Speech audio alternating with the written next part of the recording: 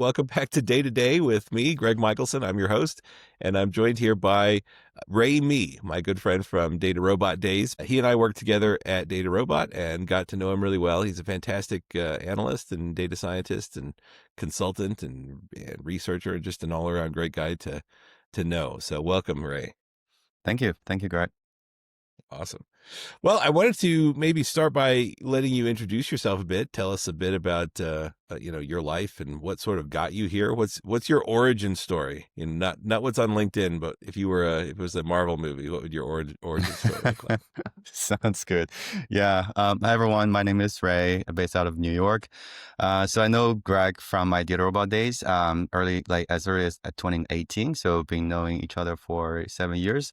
My education background is data scientist. My first job was actually working as a risk analytics in HSBC for 5 years, basically helping the bank capture suspicious activities and bad guys doing bad things in the financial services system. And then my journey have a pretty big pivot from there. Instead of working in the financial institution in very vertical function, very deep into one specific function, the functions in the bank, I move over to a startup world. So from there, I have like broader exposure to different, like pretty horizontal industry exposure. Financial services is still my key focus. So in my AI startup world, like DataRobot is my longest home.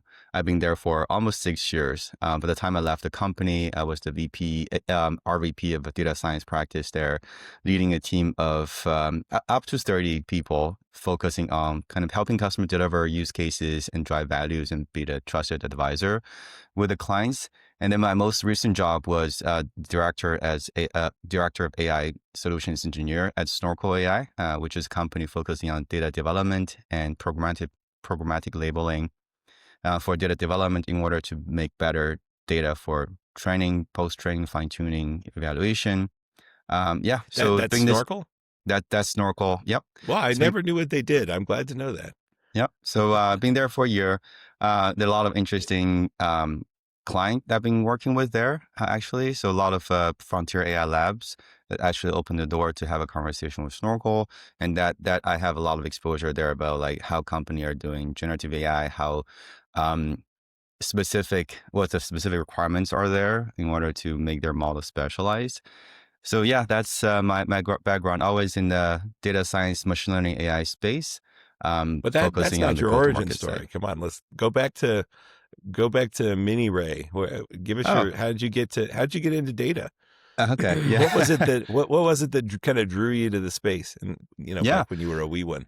That's a very great question. So, to be honest, I think this has just happened organically. I don't have like a strong inclination, but just naturally happened to me. When I was younger, like I was born and raised in China and came to the US about 14 years ago for my grad school. And I Oh, you always came as an enjoyed, adult. yeah, I came to the States as an adult. Yeah. Wow. Okay. After Awesome. my What was undergrad, that like? Was that a it was, crazy transition or what? it Had you was, been before? it was fun. No, I only been to the States the same year after I get my after Rutgers accept me as a grad student. I came here for a short exchange program that but happened the same year in 2011. Before that, I was always in China, and I was in Shanghai for 4 years for my undergrad school. And What was the most unexpected thing that happened when you got to the U.S. for the first time? that's a What wasn't what great you question. expected? Yeah. What's well, I think. The food had to be the food, right?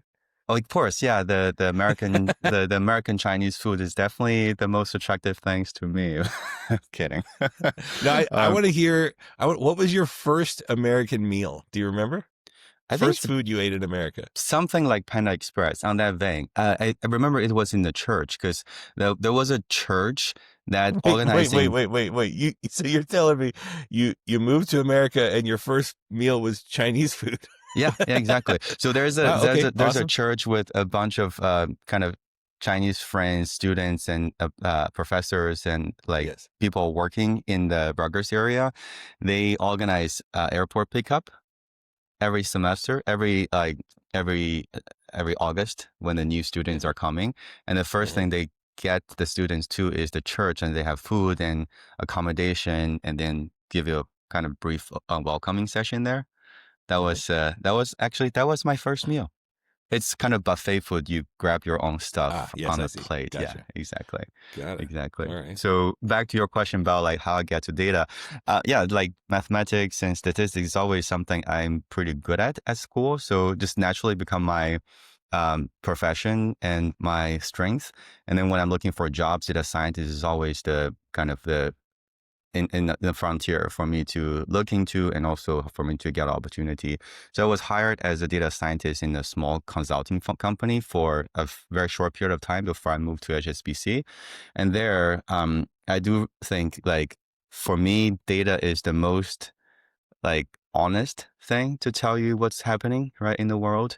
As long as you can collect the data, as long as you can get the data that represents the specific behavior or profile, and then you can use that to detect some nuances that is not so obvious to our human body, human mind, or is even counterintuitive, right? You might think the relationship is one way, but the data reveals something differently. But that's kind of the underlying relationship which actually matters and make better predictions and better inferences and better description of the world. So that's kind of that principle is driving me to still enjoying doing it. Regardless whether it's called data science, statistics, machine learning, AI, the nuance is the same, right? The fundamental principle is the same that kind of you have data, you have a goal to achieve, and how do you make the data serving for that purpose for you to achieve that goal? And then how you can kind of keep improving it based on what you see that is not performing well in order to improve it accordingly. So that's kind of this principle is working in my entire data science experience personally. But also that's like one interesting area that keep me still loving it. And that's what you studied at Rutgers? Yeah. Yeah. Data science? Was that what it Data, was called? it was statistics. I think now it's That's what called I data studied too. science. Yeah. Yeah, yeah, yeah. You got to rebrand. Yeah. You could double your salary if you become a data scientist from being a Exactly. statistician. There are like AI or machine learning majors right now. I don't know. It's the course system sounds similar to Yeah, what. you know what I found though? I've gone and spoken at a few universities recently, and they're all super hyper focused on the AI stuff, but the content's not actually getting there. So I have this feeling that the universities are a bit behind when it comes to how all of this stuff works, and that the professors are have not sort of like figured it out, and they've got their own kind of focuses, and they're kind of keeping on with their research, but the students are coming in and they're using these large language models, and it's weird, right? Have you had that experience working with universities at all? Do you do that much? Not really. My client base, there's not a lot of high ed in my client base, so I don't really have a lot of touch with them. I think I do see those like viral TikTok videos about like professors in the classroom yelling at students, like not use ChatGPT or or everything sounds similar. I don't think for that point, actually, I don't really think they should. I think some of those are exaggerated, right? So I don't think it's just Yeah, you think they're reality. It's staged. Yeah. just it's very Or maybe they're staged. just completely AI. You can't even tell anymore these days. Right. Yeah, exactly. Can you Exactly. imagine? Because 3 years ago, this stuff didn't exist. No. And now it's like, wow, suddenly you can't tell a TikTok video, there's like a lion breaking in through somebody's house and, like in Wisconsin. And, Yeah. there are no lions in It's Wisconsin. crazy. I use it actually. I use it a lot. So I hope it's going as real as possible, but there's still some hints that you can tell it's not really factually right, or there's some small physical like fact physical phenomena that is not really well captured by the Right. AI models. But back Yeah. to the education and like things in university, I am not opposed to like using AI for education. I don't know how the teachers are teaching AI right now because that's as we mentioned, they get trained, they have their own gigs, they have their own tracks and researches, so they might not be as good as those people in the industry, right? Like working on AI every day. But I think using AI for education is definitely one area that I hope can be more appreciated. Um, there's some conflicts, right? Should students use AI or not? But I went to a lecture or a keynote speech by Fei Li 3 months ago in Hmm. AI4, which is an AI conference in Las Vegas.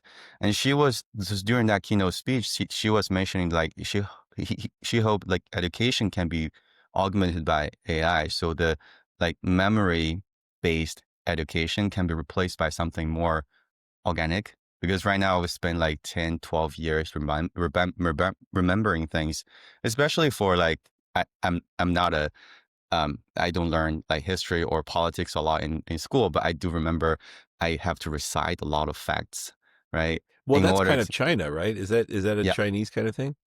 yeah, we learn history, Maybe that's a stereotype. I have the feeling that there's a lot of kind of rote memorization yeah, in Chinese especially education, for more those so like, than America. yeah, especially for those non-technical subjects or like Mhm. history Yes. or like geology or politics. There are a lot of like remembering based, Mm. memorizing based learning. So for those, I hope like we can just search on ChatGPT and figure out what's going on, and then just from there have more inspirational um, string of thoughts on top of that to make like more rationalization or um, kind of get the more insight and better educated the individuals. So I think that's something I definitely hope the education and high ed as well could augmented by AI going forward. But that's kind of a little bit far from my day to day. Just hear some interesting talking track from Fei Li. She's also grew up in China, so I think that's maybe where I resonate a lot with her talk at that moment. Yeah. Who is that? I don't know that person. Fei Li. So she was the one that curated the data set for ImageNet, and she was actually, yeah, she was in Stanford and Google DeepMind. I might be wrong, but that's her No, I'm sure background. you're right. Yeah. Yeah, I'm just Yeah. yeah, And I now suck at names. she's leading the effort for World AI, I think. So she's trying to kind of have a virtual world built in AI system, so can more understand the physical nuances and have a like digital twin of the real world. So you Hmm. can, I think there's some video generation technology developed by that lab as well. It's pretty realistic, 3D. So a lot of things can actually happen in virtual world. This is similar to like what, well, from my understanding, similar to what NVIDIA is doing. Like I Hmm. attended some of the NVIDIA conference. I think the key, there are a lot of other like hardware GPU sales and promotion on that front. But one area that they are really promoting using their GPU is to render a 3D immersive virtual world that they can use to simulate the virtual environment so they can train, let's say, a Amazon delivery bot to kind of trial and error different scenarios in order to find the best path instead of using the real world setup. They can just simulate that in the virtual world in order to train the system to be better and then deploy the fine-tuned system and logic into a real world operation environment. So that's something I do So a think it's a, simulation within a simulation. yeah, exactly. So you simulate the environment first. That environment is kind of mimicking what real world is. And then the bot is operating in that simulated environment in order to find, so all this damage and errors would not really make a huge cost, right? Because you can kind of knock down a rack but with boxes of really fragile stuff, but it's just virtual, right? You don't really break anything in the real world.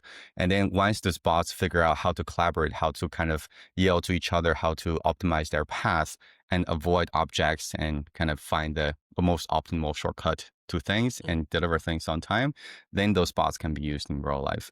And those physical bots are there. Like I think the sensors are pretty well defined, but the logic, how to go from A to B and avoid hitting things on the way will be something that is hard for them to learn, especially complex environment, right? Like what if the light is off? What if there's some object that is not expected there? How do you kind of adopt the environment change? So those are learning experience that can be learned in the virtual environment, not the Hmm. real world environment. And that's something really fascinating. And with GPU, all those like accelerated computing, definitely that's what they are promoting from NVIDIA's point of view. But I think Hmm. that's definitely one area that I think will be very powerful for a lot of other different scenarios, right? Not only manufacture or logistic or supply chain, but also for any other everyday Home environment. robots? Hmm? Home Home robots, yeah. robots. Home robots that could Yeah. be a scenario as well. Have you looked at the Tesla robot? All the hype about the Tesla robot? I saw video clips of it. I don't really dig deeper into it. I I personally, think I I don't like the human-shaped robot. I like something more like the non-robot looking. no. It's got to be human shaped, man. Yeah. I had this argument with my wife. She's like, "We are not getting one of those." I was like, "It's not up to you. We're getting one of those. I'm Yeah. going to pre-order it the day that you possibly can pre-order it." They're super expensive though. I think they're like 15 or 20,000 or something like that. But Oh wow. man, if you have a robot that'll do your dishes and fold your laundry, the quality of my life would improve like dramatically. Right. What Yeah, what would I you have agree. your robot do? What's your most hated chore? I I actually don't know. Actually, yeah, clean the room definitely is one. Making the bed, like clean the dishes. Those Clean are the bathroom. Yeah, right, exactly. Those are fun. Like when I have time, I do actually enjoy doing it. But when that is competing with other stuff, like then Yes. it will be annoying. Yeah, Right. having something to help me with that would definitely be helpful. So you'd have you'd do the cleaning and let the robot go to work for you. Probably, if You want even to you want better. to be a housewife, a That's robot wife, that's husband, basically whatever. what I am right now. Yeah, sounds about Yeah, right. yeah, exactly. So How I have a different view. I do prefer the robot in a different shape though.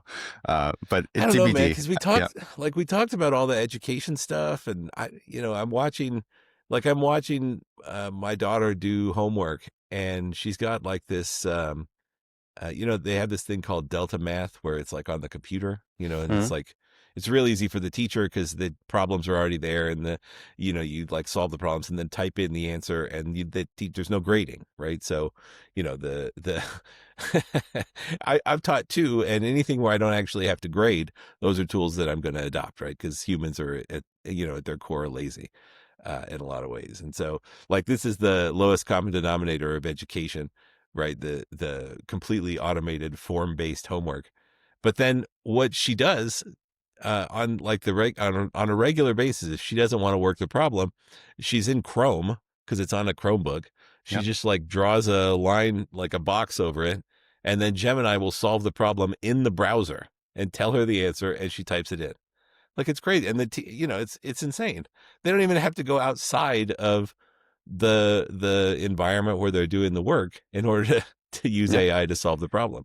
Yeah. But I really don't know what's going to happen with education because like if I don't actually have to know how to do anything, do I care? Like there's going to be a huge proportion of the population that's not like you that loves to do their chores.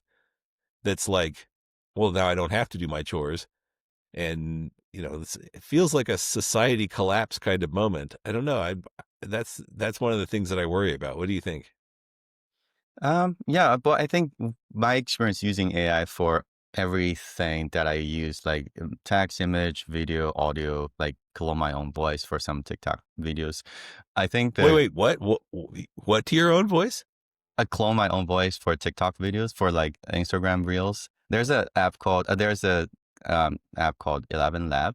They're really good at like capture your voice characteristics and then clone that. So you can type in a paragraph and that app will like Read do the it as you. voiceover.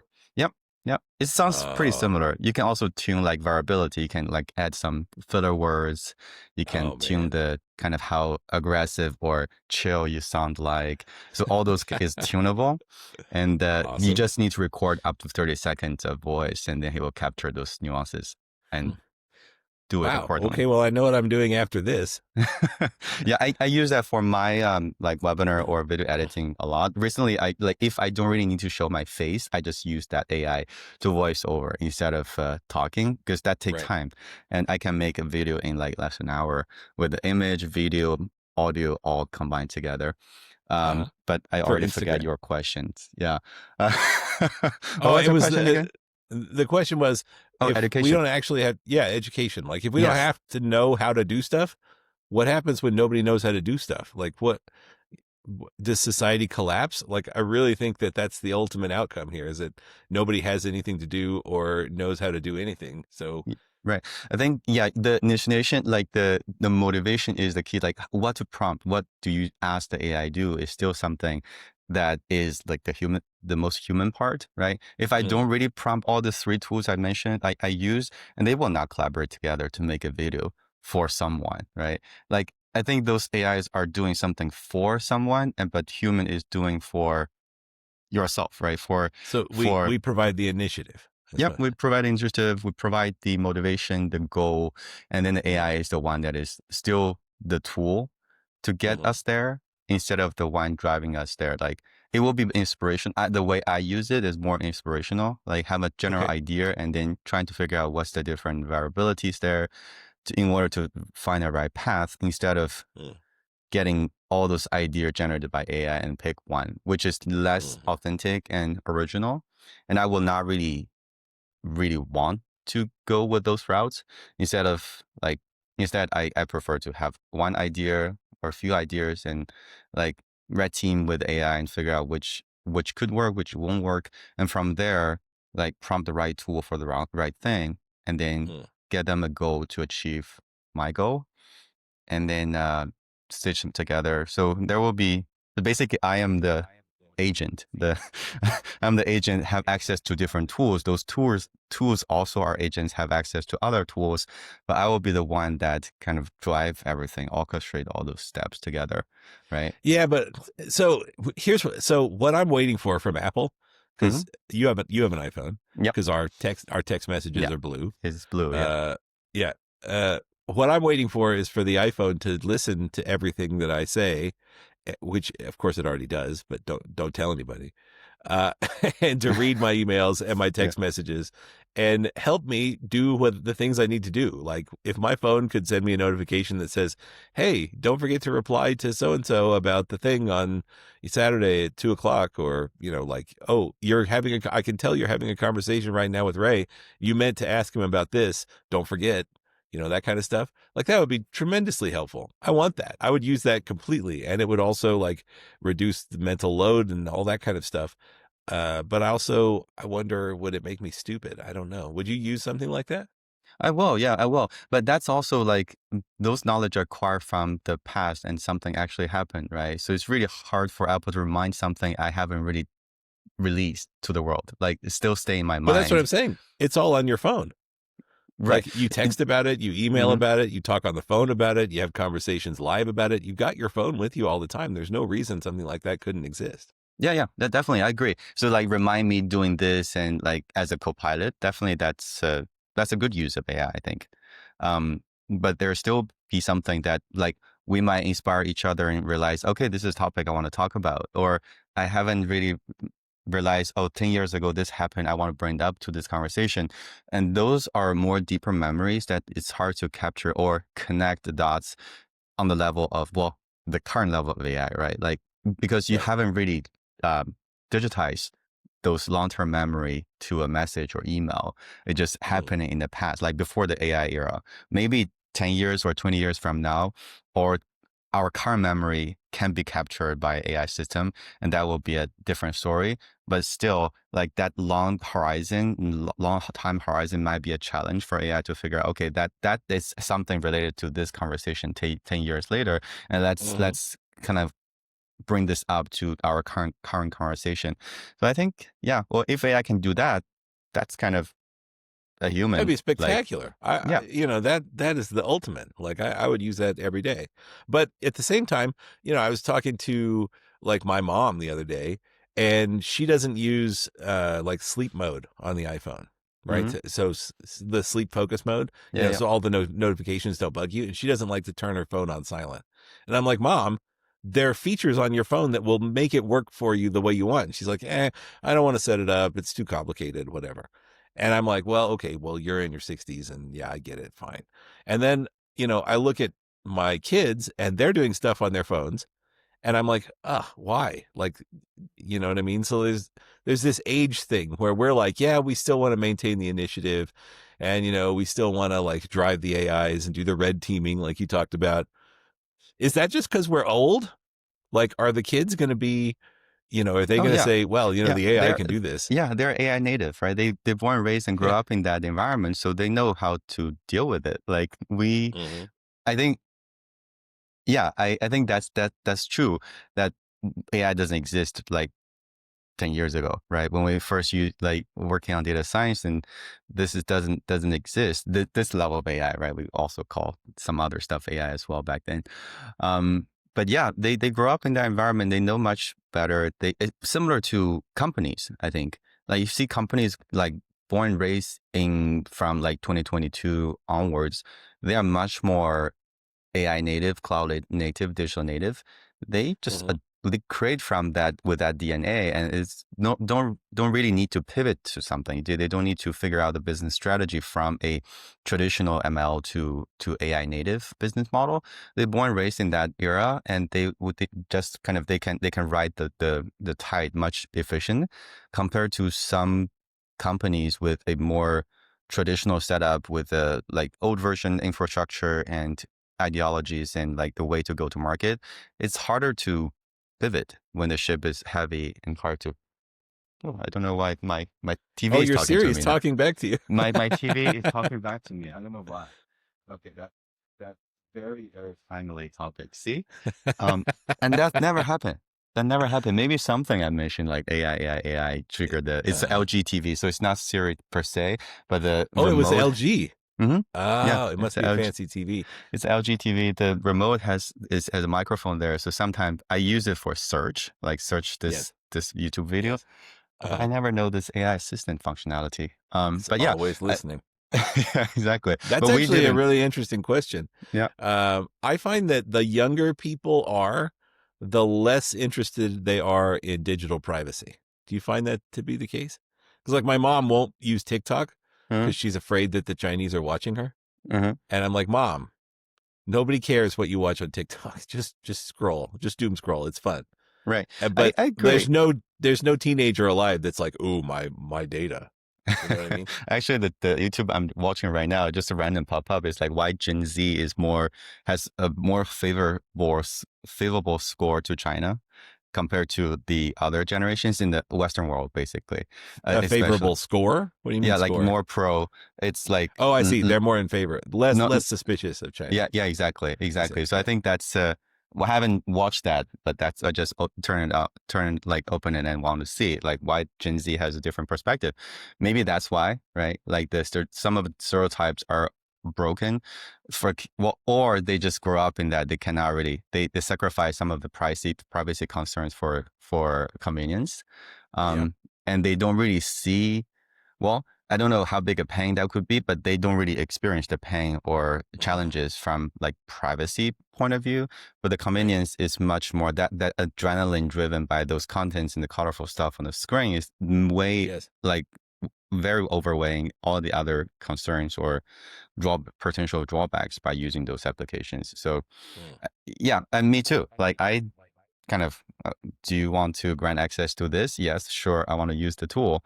Yeah, exactly. And it's not really something you can customize, right? It's kind of Mm, a lump sum of everything you have to agree or right. You have disagree. to take the good with the bad. Yeah. Yeah, exactly. So I have to kind of because my goal is to use it and share some of the privacy. So and, and I guess it's not really hide like it's hard to hide um in the digital world. Like you can, but if you want to use Instagram, it will popping up all those like tailored advertisement based on your Yes. Google search result and based on other browsers activities or emails you have. So I can block some, but it's really hard for me to sit down and like let me figure out how they're interconnected, and block all the paths. So Instagram will never know what I'm going, what I'm doing on my browser, on my Google account, on my email. Yeah.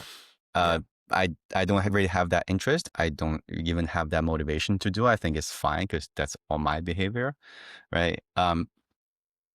Yeah. So. I had a friend that would they would plant misinformation about themselves.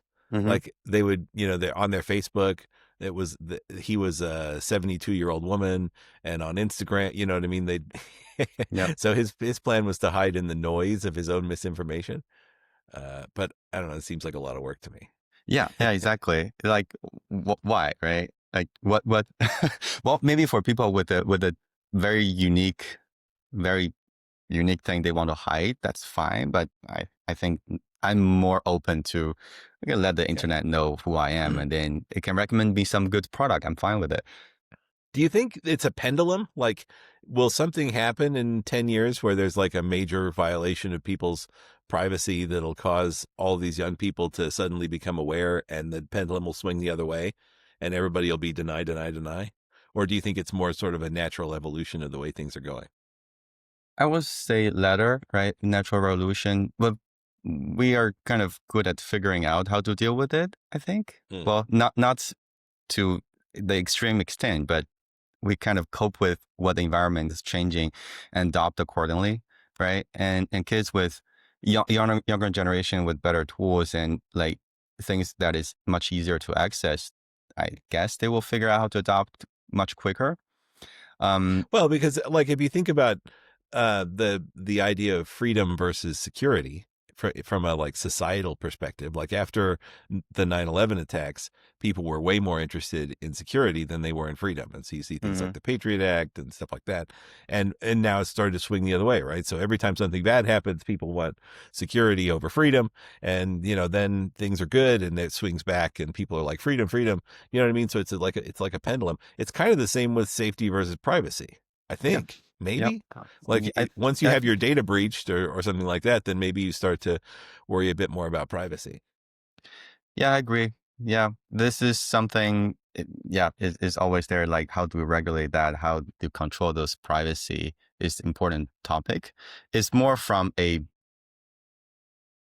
like B2B level, to B level conversation. Like how those company are, well, it's more from regulation, like how government is regulating AI system, what kind of rules and like and requirements are there to make sure things are not breached, more not shared without authentication, and those big giants should like do their work to make sure things are not leaked. To the extreme extent, I think data are always shared or sold for commercial purposes. Um, Well, like I learned when I started working at Travelers that every time you take your car into the shop, they capture your odometer reading and a few other mhm, things like that in a database somewhere that the insurance companies buy yep, without your knowledge. right, And that's like, okay, interesting. There are data sources out there that are capturing data about you that you know absolutely nothing about. yeah. I didn't even know they were capturing that data before then. Yep, it's happening. But have you watched the Netflix series, Netflix movie, Social Dilemma? That one No. was like a few years ago.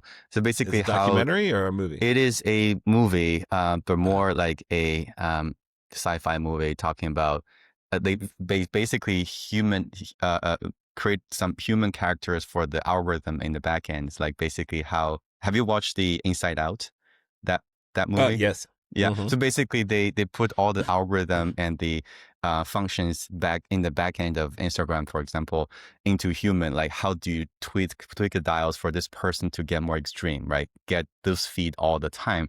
Once you figure out this is something they're interested.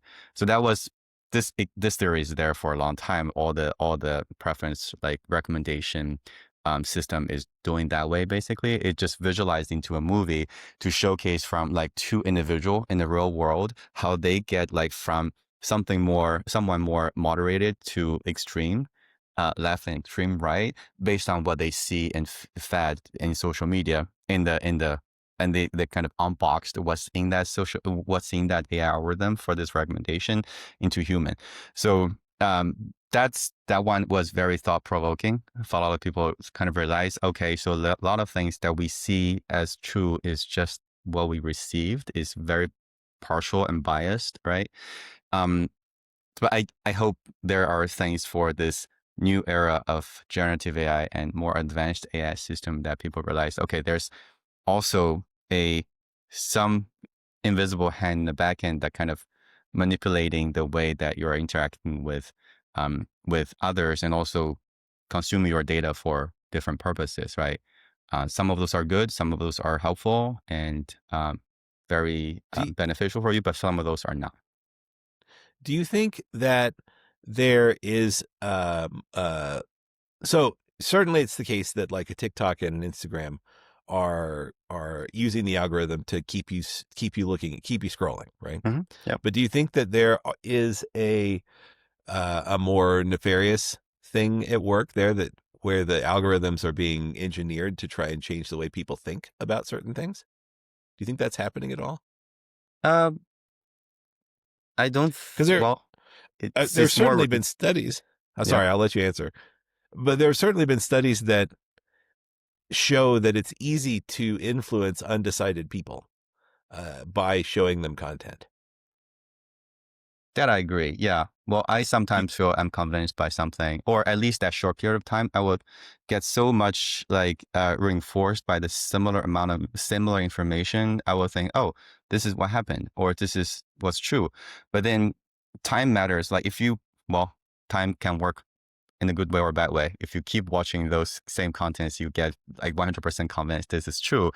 But what I usually will just try different platform and see like for that specific topic, what's going on, and trying to kind of map out my own picture of it and trying to not make conclusions too quick. Sometimes I kind of argue with my friends when they see a headline, they just think that's true and then start to be worried or be outrageous about it. And was like, is it true? So always like yeah, question it first and make sure it's like, it's just one source, right? That source can be yeah. biased or even neutral. You should kind of reach out to extend the boundary and figure out what's possible reality of that story. Because all the story, as long as you are not part of it or like can have a kind of God's eye to see all the elements, is always a partial view. Like, have you watched Wicked, which is a hot movie right now? It just came out, the second one, Wicked I've for tried Good. to watch it twice. I keep falling asleep. I can't. It is yeah, it is not as good as first one. No, Don't no, quote I've me tried to on watch that. the first one twice. Oh, the I first. can't. Okay. I don't know. I saw it in the theater live, Hmm? but yeah, I couldn't. I can't make it through it. Yeah, like I do it. keep trying though. Yeah, the Wicked and like Wizard and Oz, they're the same story. Like they coexist, but they are quite different perspective, right? Like, Yeah, like if you only read the New York Times, you're going to have a liberal view of how things are. Whereas if you read the Wall Street Journal, say, you might have a more yeah, conservative view. yeah, exactly. So Yeah, that's what I'm trying to always ask a question like, is it true? And yeah, but then you're a proceed curious with it. person. You're a curious and intellectual and insightful and intelligent person, whereas your average person, maybe less so. Yeah, well, thank you. But but yeah, I think that's just my way of doing things. And like, if I can convince anyone to do that, I will. Right? That's why like it's conversation is important. Like webinar, like talk, podcast like this is important. Like the more people can hear others' voice and learn some perspective from the others, the better people can be more um curious or challenging to what they received. And hopefully that will kind of make this less severe, right? When AI could create that like mind trap to trap you into something you believe true. I heard the most interesting analogy the other day. I think I was listening to Joe Rogan, Mm, and he was talking about how phones and social media are like a drug mm-hmm, that we don't really know how to treat an addiction to yet. And how in the future, in 20 years or something, someone will have grown up with it and they'll know, oh, I have this abuse problem with TikTok or whatever the platform will be. And so mm-hmm, I sort of have to monitor my usage of it and, make sure that it doesn't consume me and stuff like that. I've already sort of seen that in my feed. Like if I see like a Judge Judy clip, Judge Judy, those things are so interesting. But if you watch two in a row, your feed will be filled with them. And so whenever I see one, I swipe right away because I don't want to, like I don't want that to consume my life just yeah. because I was interested in this one Judge Judy case and suddenly that's now all I get. Yeah, right. I actually don't. I'm not like I'm okay with this fact. Like similar analogy is might go a little bit geeky. Like I saw some memes about like human is basically well, oxygen, which is essential for everyone, is basically toxin for you for like 80 years, 90 years. Your body get oxidized in the environment for 80 years, and then gone. If there's no oxygen to kind of attack all your DNAs, your life can be much more elongated. So you kind of soak into this toxic environment with oxygen, which is essential for life for their entire lifetime, which is like to us, like electricity, right? It's water. Like those are could be harmful, like water, not water, electricity, phones, internet. Those are Mhm. essentials that could do something harmful, but you don't really need to get rid of it because that's just Mhm. the environment that we coexist with. And then it's It's like up to, anything in life, you have to sort of like yeah, moderate and balance and right. Exactly. choose the life that you want to live. Right. Yeah. That's addiction for sure. But like there are also other elements that is addictive that the human are addictive to, and we don't really need to get rid of, right? Completely. Oh You yeah, just no, like I'm how to not. moderate and yeah. Yeah, definitely not suggesting getting rid of my phone. I'm way too addicted Yeah, to right. it. Exactly. I'm always like looking to get the new one that have more AI functionalities there. Uh, Yeah, although I mean, not a lot has changed on the iPhone. I've actually been really frustrated that there's hasn't been any new features come out Nope. in such a like they put a new button on it and the button does is so annoying and barely works. I mean, yeah, This one, right? I'm The one yeah, the camera. the camera button. Yeah, Yeah. Yeah. I can't. It's just easy access to camera when your Yeah, hand is like not with a glove on, for example, right? yeah, It's when in the yeah. wintertime. But other than that, it's just well, I I hope it's not having significant change on the look, on the appearance. I'm so used to it. I don't know. Yeah, well, Function it is what wise, it is. I But hope we can have yeah, better AI. As you mentioned, like I hope iPhone hmm know better of me, hmm how I use my phone, and that behavior is a big amount of data for yeah, iPhone to make some sort of assistant copilot or clone of yeah, myself. Yeah. yeah.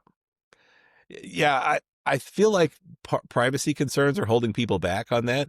Developers, like the companies back, Hmm. but I'm completely ready. Take my data, just give me an AI assistant that actually knows everything about me, and I'll be happy. But Yeah. the biggest problem with that, because I've got a couple of devices that do that. Like there are a few startups that have created hardware that you wear, and they like listen and all that sort of thing. But they can't distinguish TV from not TV. So, Mm. they start to mix reality and television world in their recommendations. So like I was watching Vampire Diaries Mm. with my wife and it started talking about witches and demons and vampires and stuff in my daily summary. And it Hmm. became very weird, like very sort of bizarre. Like my AI assistant had a mental break or something. But anyway, let's get That's back to fun. data science. We only have a couple of minutes left, but I really would love to hear your views on like where are we going from given all this AI stuff and how, how it's not really important to learn to code anymore because the computers can code for you, but still programmatic thinking is really important and being able to kind of tie everything together and use everything and understand what it is and all that sort of thing.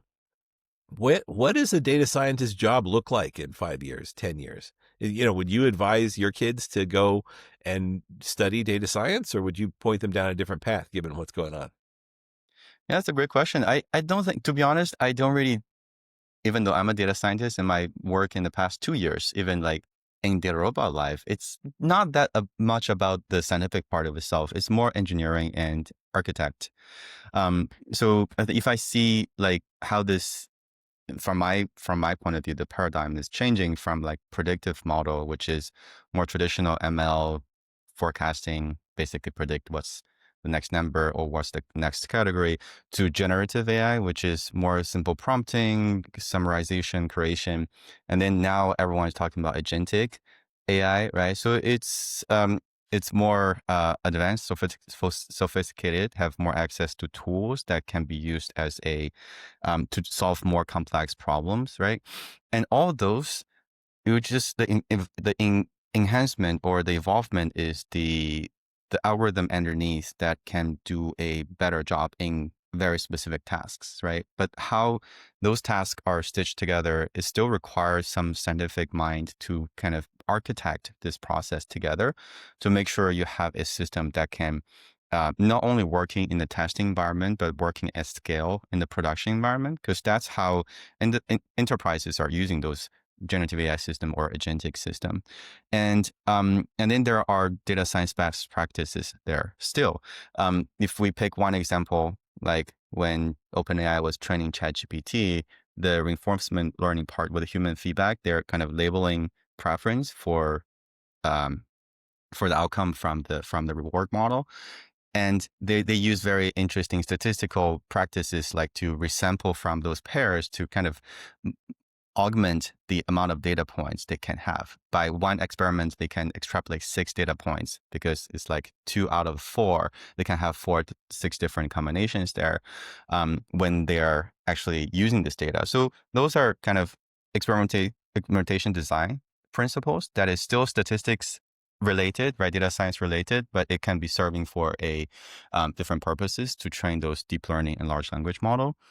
And one other aspect is like evaluation, I think, because that's one area that I think is important for agentic system, especially because there's so many parts involved in this orchestration, like different tool callings, different user interactions, and different like agent task triaging. So how each step is working at accuracy will determine how the final output will look like, right? So how do you evaluate not only the end product, but also each steps and then chain them together? There will be necessary like statistical or data science principles needed in order to design that carefully and then set up different evaluation criterias. And all those are related to what we were doing back in that robot. Like how do you monitor and maintain your system performance? How do you validate the performance before putting model in production, right? All those are still there. They might not really need to learn I enjoy learning the fundamentals of like regressions or the design of experimentation or inferences, right? But I don't know how much is still required for more fundamental research. But for applied one, like knowing that or through the AI system is important.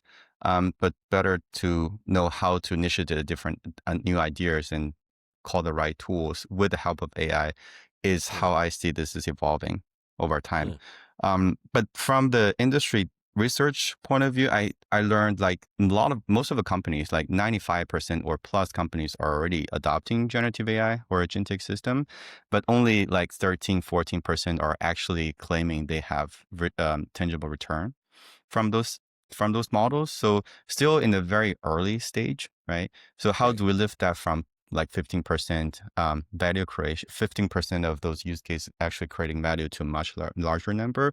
Still require a lot of mancraft from AI engineer, AI architect, and also data scientist to work together to figure out like not only using it but also using to generate the value and doing what this system is supposed to do and generate more benefit for human in general. Right.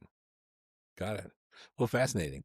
Last question. I'm curious about uh, how you are using data in your life personally. I'm kind of a nerd, and so I always like to dig into the different types of data that people are thinking about in terms of like, day to day, right? So I track my sleep. I look at, like I look at the rings on my Apple Watch. I'm looking at, like my health statistics, as I do, whatever it is I'm doing. Those kinds of things are interesting to me. What kinds of data do you use on a day to day basis in your life that are important to you and that you're tracking over time? Yeah, yeah. So when I was running more extensively, so I stopped it right now, shamefully, but I was running pretty extensively for It's like too three. cold, man. I know, but it's like this in general. This year, I didn't run much, but like in the past 3 years, I was running a lot, like including 4 or 5 marathons, a lot of half No kidding. marathons. Yeah. So I use an app called Strava, which is a pretty popular app in the runners community. And so I track data there. They have a phone app, which is connecting with your watch to collect data, but also they have a web browser, a desktop version that you can get more granular data from it. So I just use Mm-hmm. that data to track how I'm improving, where I can, because there will be a lot of variables, right? Like where you are running, what's the temperature, what's the weather that day, what's your fatigue score from before. Those are kind of leading indicators they can use to Mm, make some predictions on how you can kind of train up based on based on the training you have. So I don't really have like a lot of like models in the background, but just more using my eyeball checking, trying to understand what's the train look like. So sure. that's one area. Um, I do use data a lot for my engagement on social media, like because they do provide insights and like how many views and likes and comments and that related to a few things that I based on my data analytics Mm. intuition. I also don't have a kind of model for that, right? Time matters. Like when do you post the do you post it on social media? Um, the keywords, the hashtags you add there, music choices, right? And also I think that's pretty much. And then there are other hints that you can like trial and error as well. So those are Mm. different like aspects that you can. I will observe and see. Okay, how do I get more views from people, right? And Got not it. only for my Got to own get them posts, but views. also yeah, but also my I have a kind of podcast and webinar as well for my own Oh, nice. purposes. Yeah, What's it and called? Promote it. it's well, it's not related to data science at all. So we can. That's okay. It's more like You don't have to if you don't yeah, want to. it's like a personal lifestyle I see. webinar for my community. But that one also like I do want views and not only for views, for awareness and visibility for Sure. people to Yeah. know exists, right? So Hmm. the more I can outreach to, the more I can relay my eh, like deliver my message to the people that I have outreach to, right? So not Hmm. trying to kind of saturate their mind with my ideas, but give them a different perspective. So to Sure. avoid people getting too overly biased opinion by with the help of AI, basically. Yeah. So those are different areas I use my data for my day to day. Yeah, Gotcha. because And the you mentioned Strava, mhm. and you mentioned 11 Labs. Yeah. Any other apps you can't live without? What's the number one app you can't live without? Well, I think let me see. Well, ChatGPT is the number one app I couldn't live without. Yeah, but that's kind of common So for true. everyone, I guess. Hmm. I do use Cup CapCut for video editing, and Yep. there are a lot of AI AI tools there. One of which is VO3, the one from Google for video generation. That is really good. Um, Google also announced their own Nano Banana as part of the Gemini 3, which is also pretty good. Midjourney, I like Midjourney from day one. So I was using Midjourney from 2023 when I started to create some blog posts for generative AI. So they're really good. They're creative. They're not very guidable. You just kind Yes. of you have to give It it is what a it is. Yeah. yeah, it is what it is. But some of those images are really creative and high Hmm. resolution, so I prefer using them over the images generated by ChatGPT by ChatGPT or Nano Banana.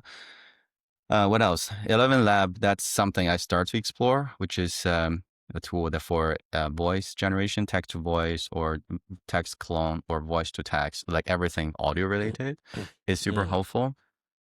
Still exploring others. I think those are the few I use a lot. I tried Nice. Claude at the for a period of time. I like them in a way that they're good at coding. Even when you're prompting for like create a website or create a